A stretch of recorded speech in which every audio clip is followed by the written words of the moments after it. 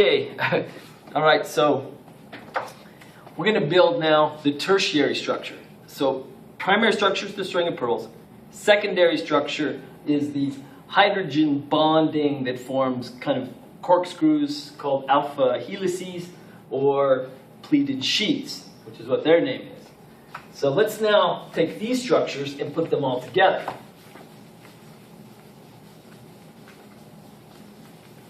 Of course, we've got a lot of different kinds of things contributing to make this. The third degree structure, which is called tertiary structure, and of course I'm using the 3 with a degree sign as a symbol for that, for the shorthand. We'll see the tertiary structure forming when things like alpha helices and chains and beta pleats all come together. So if we just kind of scribble this all together without drawing the little balls, we would see something like, okay, this is, there's an alpha helix going into a beta pleated sheet. And again, this is kind of like your book, little hard to do with perfection. It might tear into another alpha helix, and then it might tear into another beta pleated sheet, which is what I'm trying to show you here. And then who knows, maybe yet another alpha helix, etc. So what I want you to get the idea of is that this thing is coming together in another dimension. This picture is super, super flat, and it's kind of like the sketch that's in your textbook for figure 3.22.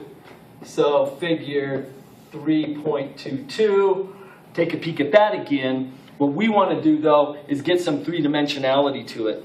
So my little demo for this is best done with a piece of tape. Of course, you could also pull the same thing off. So here is a pre-prepared primary structure. So I hope that you can see this and buy into this, that this piece of tape kind of represents a string of pearls with every one of these little round colored splotches here representing a different amino acid. Of course, the whole thing's a polypeptide. Right now, as I hold it, it is the primary structure with some specific sequence of different amino acids. And then the secondary structures, it might be a little tough to pull this off, but we could maybe do a few coils here, something like that. Go ahead and I'll stick them together so they kind of hold. So there's an alpha helix. Yeah, maybe not perfect. And then I could make maybe a beta pleated sheet. That's going to be really tough, but I'll go ahead and try to pull it off. So maybe this kind of thing is a beta pleated sheet. The bottom line is that when this thing is all said and done and everything takes a very specific form and function, that the protein does not look like something flat on a chalkboard. It has something with volume and three-dimensionality. Take a look at this thing, if you can, and notice that it's kind of ball-shaped. It's three-dimensional. So this is a very decent representation of what happens when you get to the tertiary structure. So the tertiary structure has all of this three-dimensional form. So, and there are special bonds that actually come together and form this structure.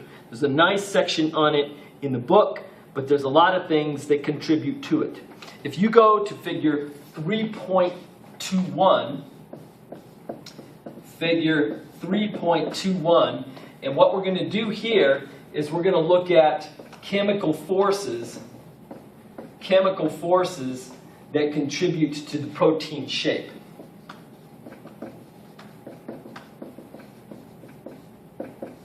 To the shape of a protein. And this is the first time we're really dealing with shape. I mean, yeah, an alpha helix, a beta pleated sheet, that's shape. But by the time you start putting those things together and you get this three-dimensional form, then we're really talking important shape. So the ones that are listed, of course, hydrogen bonding, and then some other ones. We have disulfide bridge, ionic bond, van der Waals attraction, and hydrophobic exclusion. So let's make that list over here. I'm going to erase this up here and make this list of shape, of forces contributing to shape. So number one, our good friend the H bond. I'll say H bonding. Number 2, we could have ionic bonding.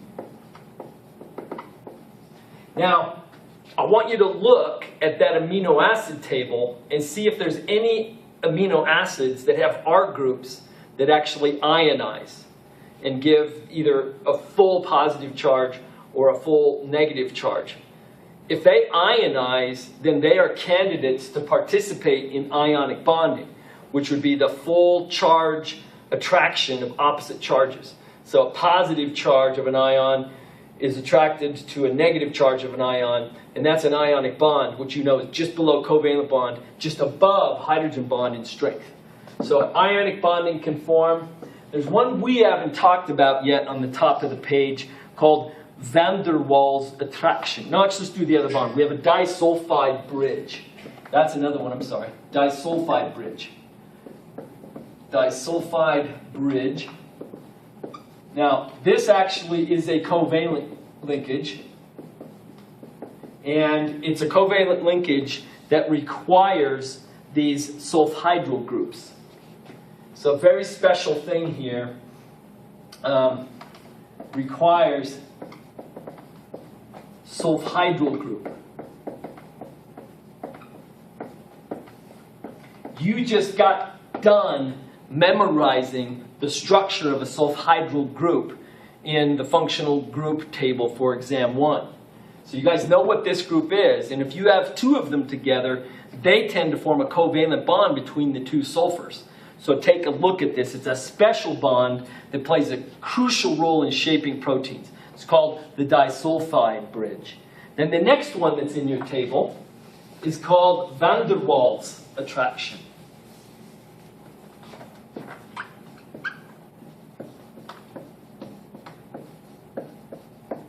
I think that's the spelling. Yep, van der Waals attraction. And this is an opposite charge attraction, but it's even less significant than hydrogen bonding. No need to mention any specific mechanisms here. Just know that, yes, this is yet another category of attractions that actually contribute to the shape of a protein.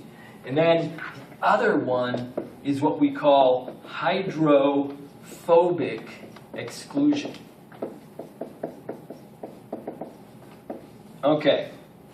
So, hydrophobic means, of course, as you remember, that it's water and it's hating. Water hating. And exclusion means that the hydrophobic parts that are close to each other in a molecule, when they're in a hydro environment, in a water environment, are all going to kind of turn into each other and face each other. So the best way to think about it is a whole bunch of methyl groups. Things that don't have oxygens, things that don't have polar covalent bonds.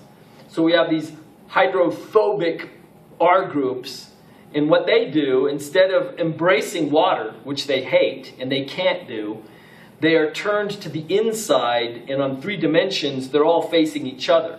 That means there's a little pocket of hydrophobic groups all clustered together, and then of course they're optimally away from the surrounding water.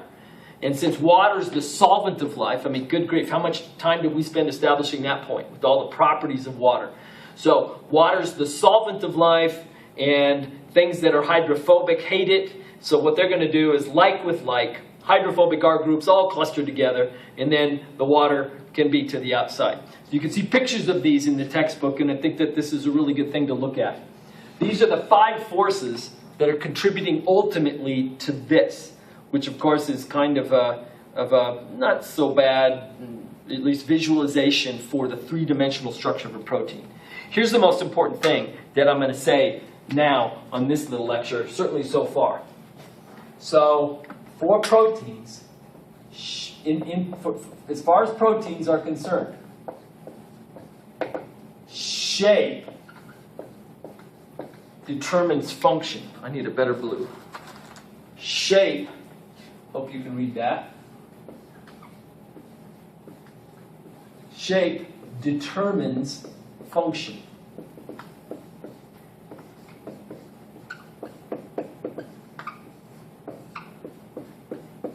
Let's even dress that up even more. I want you guys to see your notes and celebrate. Put stars around it. Shape determines function.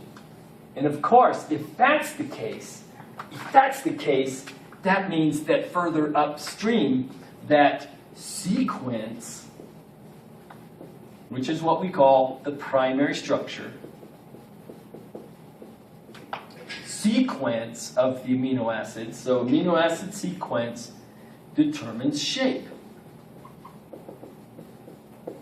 And then the part that we haven't done leading up to this is that the genetic code determines sequence. Genes, which we'll discuss later, determine amino acid sequence. That's the whole big picture. Amazing big picture. So let's put it this way. We've got proteins in our bodies right now serving different functions. There's one right now that you all have in your saliva, and it's called amylase. Amylase is an enzyme, which is a type of protein that specifically breaks down polysaccharides. How cool is that? We spent plenty of time with polysaccharides. You're all probably thinking of your glucose structures and then sticking those together. And of course the cartoon was smiley face up, smiley face down, smiley face up, smiley face down, smiley face up, smiley face down. What was that one? That was a beta linkage. Give me an example of a polysaccharide with a beta linkage. I know it. You're saying it, right? Cellulose. Cellulose. And, of course, an alpha linkage. Smiley face, smiley face, smiley face, smiley face, smiley face. That particular one is something like glycogen, starch. Starch is something that you're eating all the time. Amylase is an enzyme that breaks glucoses off of starch polymers. So here's starch in your mouth, you're chewing it up, there's all sorts of saliva going on. Enzyme in saliva being secreted by cells in your mouth are breaking glucoses off.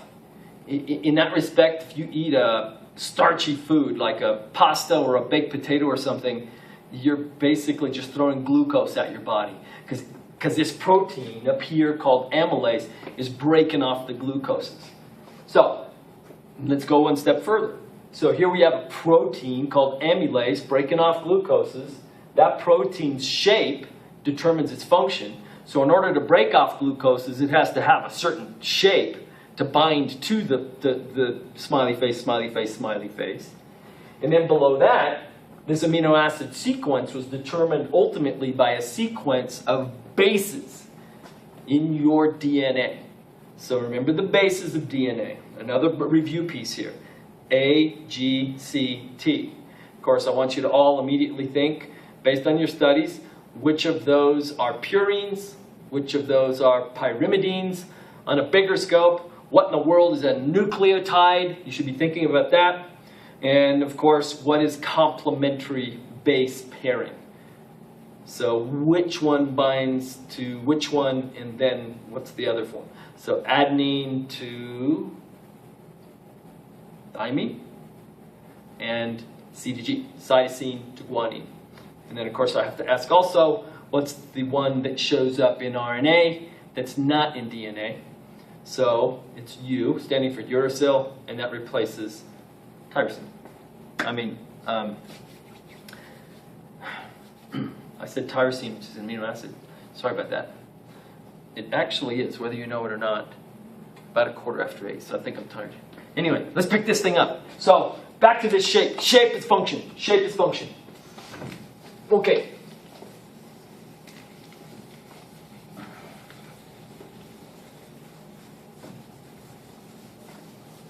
Okay. Of course, it just occurred to me that I may have erased things at some time today before people got it. There are some people in the class that are fast note takers. And you might need to make your notes available to the others. Of course, you can also check this, come and look at this DVD anytime that you want in my office and tighten up your notes. All right, so we need to pick up where we left off, and we left off with shape is function in amino acids. There is yet one more level of protein structure, and that's the 4th degree structure, which we also call quaternary structure. And this is shown on, again, figure 322, page 49. Quaternary structure. And this structure is not seen in all proteins. The reason why is that this one is when multiple tertiary structure proteins come together to make a massive kind of conglomerate. So here we have 2 or more tertiary proteins come together to make a functional unit.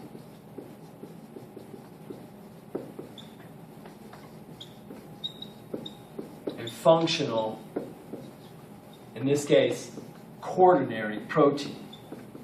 Classic example I have to give you is hemoglobin.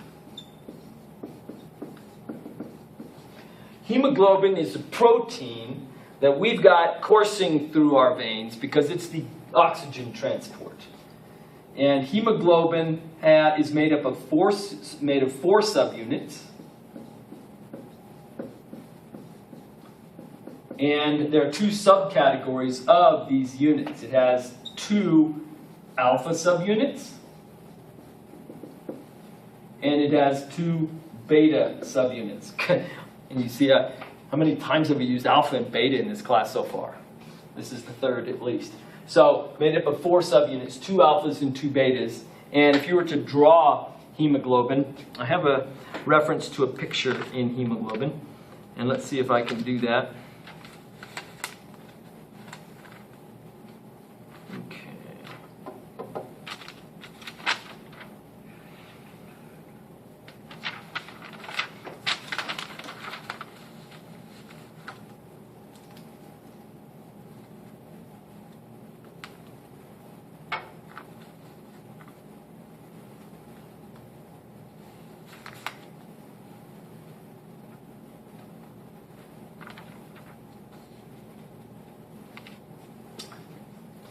This would be my best little sketch of hemoglobin. So again, I'm just going to kind of throw together a blob of structures, and that's what I'm trying to do here. This is supposed to represent that, this is in 2 dimensions, but it's supposed to represent this very specific 3-dimensional blob. And I've drawn 2 of these. So that could be a beta, that could be a beta, and then I'll change colors and draw a couple of alphas up here. So this is a smaller subunit, this is a smaller subunit. They're supposed to look the same. So this could be an alpha, and this could be an alpha. And this whole thing is a protein group. Actually, they have iron in the middle, Fe, iron in the middle, which is the kind of this, what they call the heme group. Part of the heme group. And the heme group obviously contains iron. So Fe, as you recall, was the symbol for iron. And if you put that together a little bit, you might think that, yeah, what if you're anemic? What if you've been bleeding too much for whatever purpose?